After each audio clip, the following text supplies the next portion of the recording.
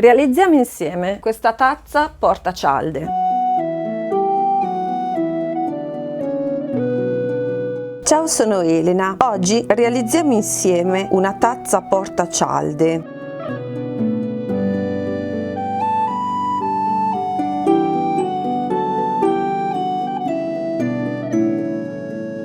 Tagliare prima parte di ovatta della tazza. Tagliare 2 volte il tessuto della forma del piatto dritto contro dritto e una volta tessuto indeformabile. Tagliare il fondo interno, un pezzo di tessuto e uno di imbottitura. Tagliare 2 pezzi di fondo tazza in tessuto e 2 pezzi di teletta adesiva. Tagliare poi 2 pezzi di base in tessuto e 2 pezzi di teletta adesiva.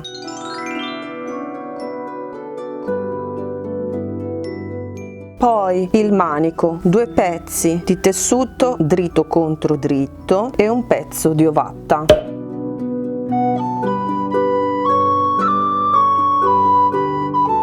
Gli spicchi della tazza. Tagliare 8 pezzi del primo tessuto e 8 pezzi del secondo tessuto.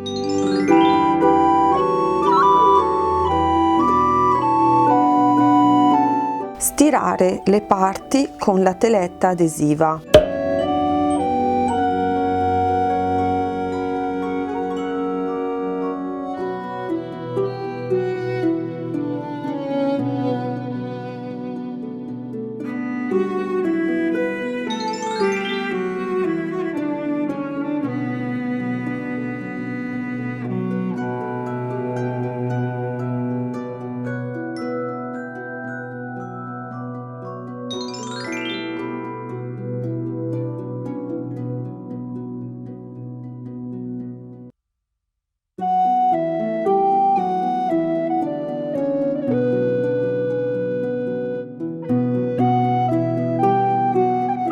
Scrivete nei commenti per ulteriori domande e se avete provato a iniziare questo tutorial. Vi aspetto alla seconda parte. Nel prossimo video vi presento il gruppo La Corte dei Creativi, artigiani espositori e il nostro primo mercatino digitale. Iscriviti al mio canale se non lo hai già fatto. Seguimi anche su Instagram, Pinterest e i miei eventi locali su Facebook. Visita il mio sito julieleaquin.com perché l'eleganza è uno stile di vita.